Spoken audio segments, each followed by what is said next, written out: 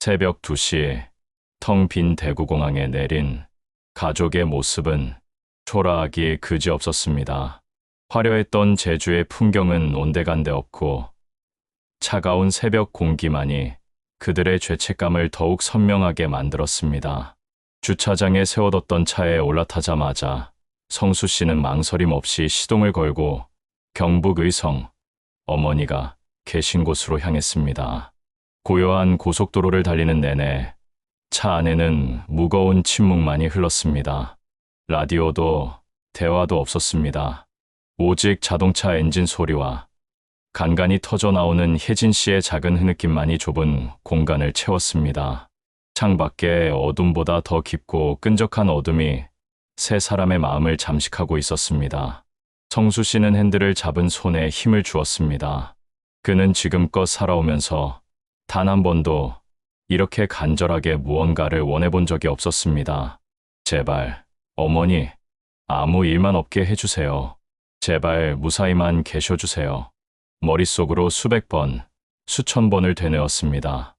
마을이 가까워질수록 그의 마음은 새까맣게 타들어갔습니다. 참다 못한 그가 스마트폰을 들어 어머니에게 전화를 걸었습니다.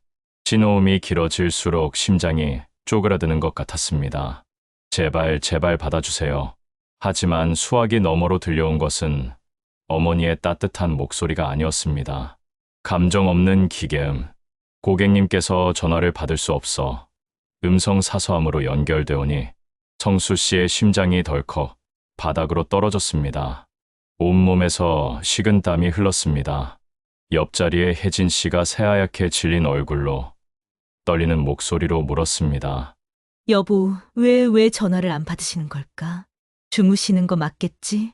성수 씨는 차마 대답하지 못했습니다.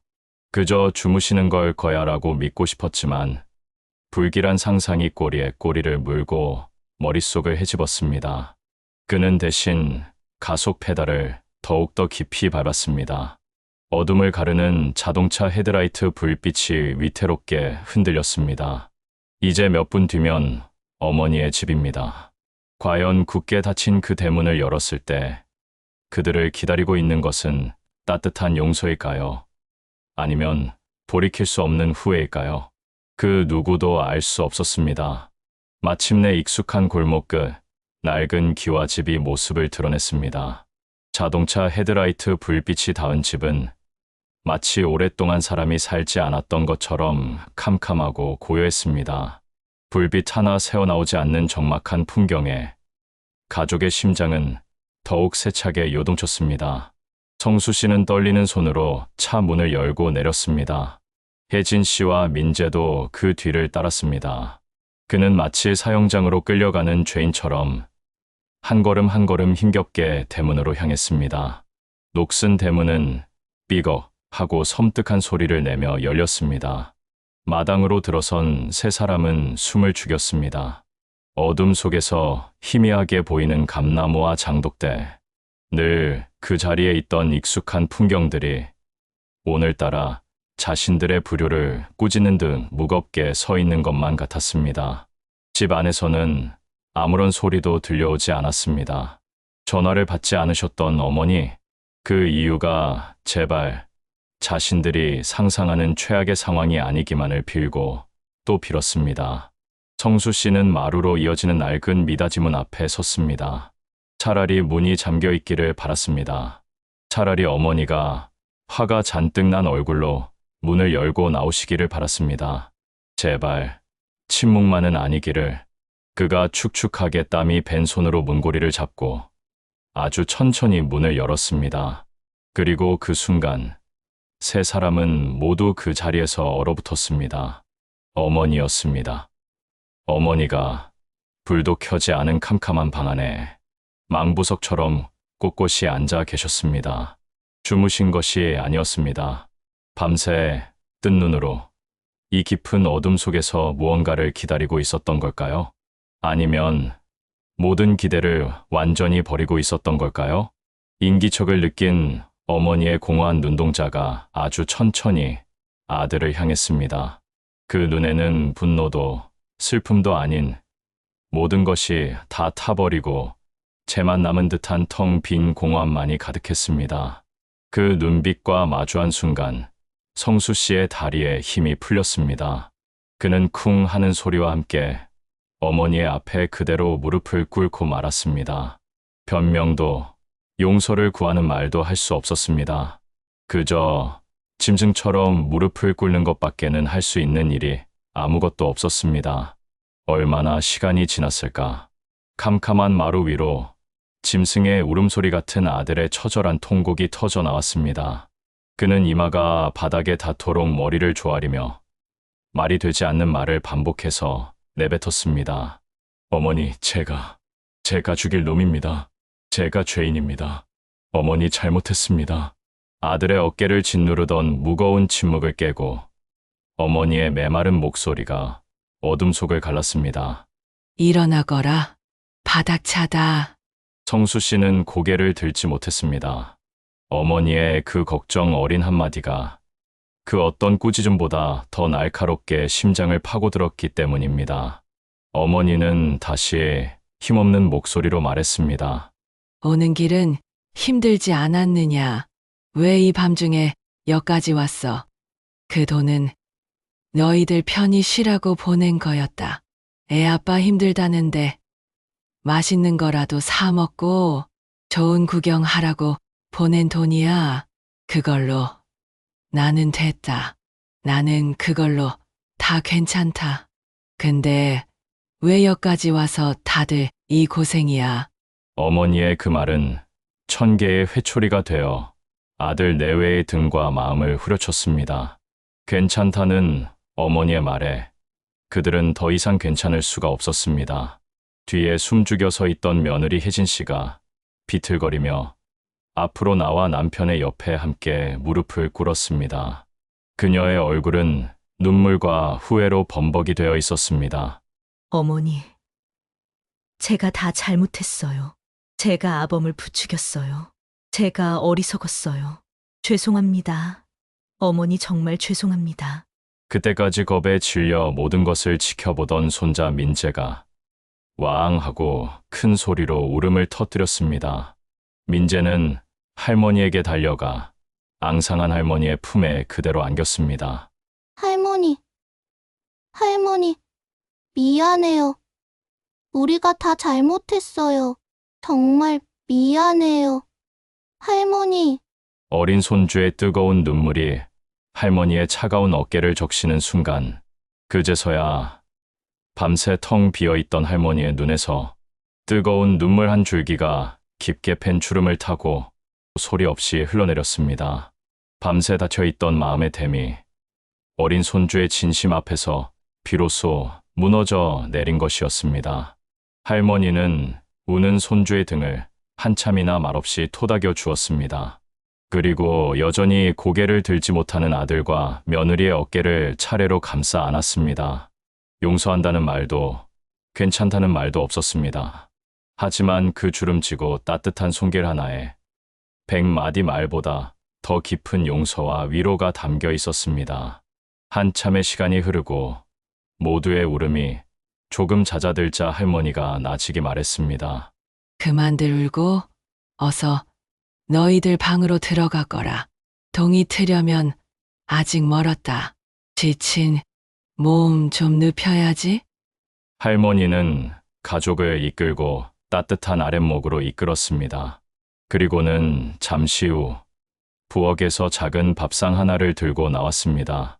밥상 위에는 어젯밤 할머니가 홀로 앉아 눈물과 함께 삼키어 했던 차갑게 식어버린 바로 그 명절 음식들이 놓여 있었습니다. 아무도 손대지 않아 처음 모습 그대로인 동태전과 가지나물, 그리고 할머니의 한숨이 스며든 송편 몇 알, 아무도 선뜻 수저를 들지 못했습니다. 이 음식을 앞에 두고 감히 밥을 넘길 수가 없었습니다. 성수 씨가 떨리는 손으로 송편 하나를 집어 입에 넣었습니다. 한입 베어 무는 순간 눈물이 다시 왈칵 쏟아졌습니다. 깨의 고소한 맛도 반죽의 쫄깃한 맛도 느껴지지 않았습니다. 입안에서는 그저 짜디짠 후회의 맛만이 끝없이 맴돌았습니다. 혜진 씨도 민재도 말없이 송편을 먹으며 눈물만 흘렸습니다. 어머니는 그런 가족들을 그저 묵묵히 바라볼 뿐이었습니다. 그렇게 내 식구는 동이 터오는 새벽녘에 세상에서 가장 조용하고 가장 무거운 식사를 함께 했습니다. 제주도의 화려한 만찬과는 비교할 수도 없는 초라한 밥상이었지만 이 밥상에 둘러앉아 비로소 그들은 가족이 되어가고 있었습니다. 창밖이 아주 희미하게 밝아오기 시작했습니다. 길고 길었던 죄책감의 밤이 드디어 끝나가고 있었습니다. 추석날 아침이 밝았습니다. 밤새 닫혀있던 창호지 문틈으로 맑고 깨끗한 아침 햇살이 스며들었습니다. 길었던 어둠을 밀어내고 새로운 날이 시작되고 있었습니다. 날이 밝자 아들 성수 씨는 말없이 자리에서 일어났습니다.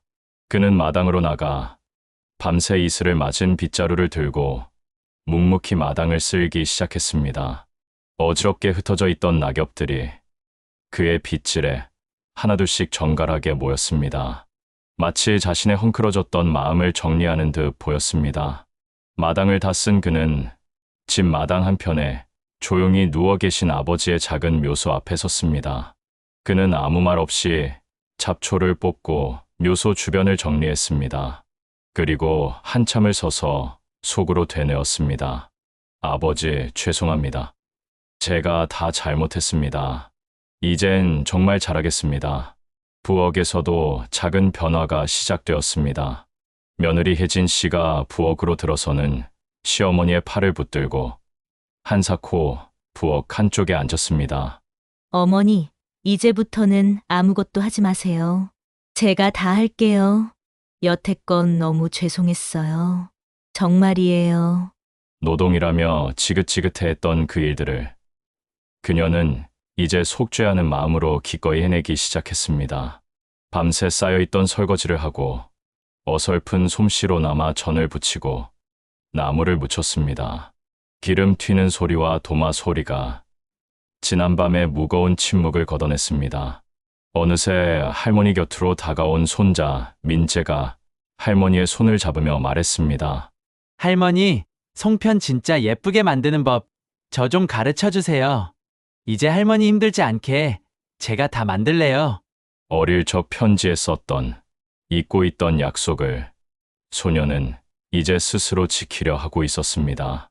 할머니는 아무 말 없이 그저 미소를 지으며 고개만 끄덕였습니다.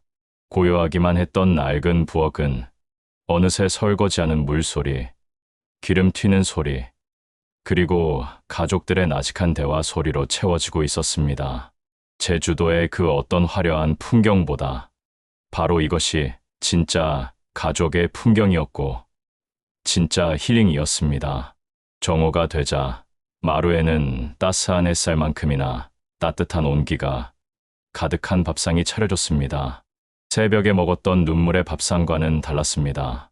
갓 지은 밥에서는 구수한 향이 피어올랐고 며느리와 손주가 함께 부친 전에서는 고소한 기름 냄새가 났습니다. 내 식구가 다시 밥상에 둘러앉았습니다.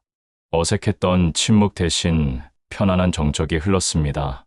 성수 씨가 밥 한 숟갈을 크게 뜬 뒤 어머니를 보며 조용히 입을 열었습니다. 어머니, 저희가 정말 어리석었습니다. 행복이라는 게 제주도 같은 번지르르한 곳에 있는 줄로만 알았습니다. 그런데 바로 여기 있었네요. 어머니 곁이 우리 집이 진짜 행복이었습니다. 혜진 씨도 조용히 고개를 끄덕였습니다. 진심이 담긴 목소리였습니다. 어머니, 앞으로 명절은 쉬는 날이 아니라 함께하는 날이라고 생각할게요. 저희가 더 자주 찾아뵐게요. 매번 힘들게만 해드려서 정말 죄송했습니다. 가만히 듣고 있던 할머니가 그제야 환하게 웃으며 말했습니다. 그 웃음은 지난밤의 공허한 표정과 달리 따뜻하고 충만한 기운을 담고 있었습니다. 가족이라는 게 뭐 별거 있더냐? 그냥 이렇게 얼굴 마주보고 밥 한 끼 같이 먹고 힘들 땐 힘들다 솔직히 말하고 좋을 땐 어린애처럼 같이 웃어주고 그러면 되는 거지. 할머니는 아들과 며느리의 손을 차례로 잡아주며 말을 이었습니다. 너희들이 바쁘고 힘든 거 이 늙은 애미가 왜 모르겠니? 다 안다. 다 알아. 그래도 이것 하나만 잊지는 말아다오. 여기에 언제나 너희를 기다리는 집이 있다는 것만? 그러면 된다. 그 말에 민재가 포크를 내려놓고 신이 나서 외쳤습니다. 할머니, 걱정 마세요. 다음 설에도 오고, 내년 추석에도 또 올 거예요. 제가 맨날 전화도 할게요. 약속. 소년의 씩씩하고 해맑은 약속에 비로소 가족 모두의 얼굴에 진짜 웃음꽃이 활짝 피어났습니다. 오랜 시간이 걸렸지만 가족은 제자리를 찾았습니다. 그날 오후 할머니의 집 마루에는 오랜만에 도란도란 이야기꽃이 피었습니다. 아들은 어머니의 어깨를 주물러 드렸고 며느리는 새로 산 영양크림을 어머니 얼굴에 정성껏 발라드렸습니다. 손자 민재는 할머니에게 스마트폰 사용법을 알려주며 자신의 학교 생활 사진을 보여주고 친구들 이야기를 하며 제잘거렸습니다. 할머니의 얼굴에서는 하루 종일 미소가 떠나지 않았습니다. 해가 저물고 아쉬운 작별의 시간이 다가왔습니다. 지난 명절 같았으면 서둘러 떠나기 바빴을 아들 내외였지만 이번에는 누구 하나 먼저 일어서는 법이 없었습니다.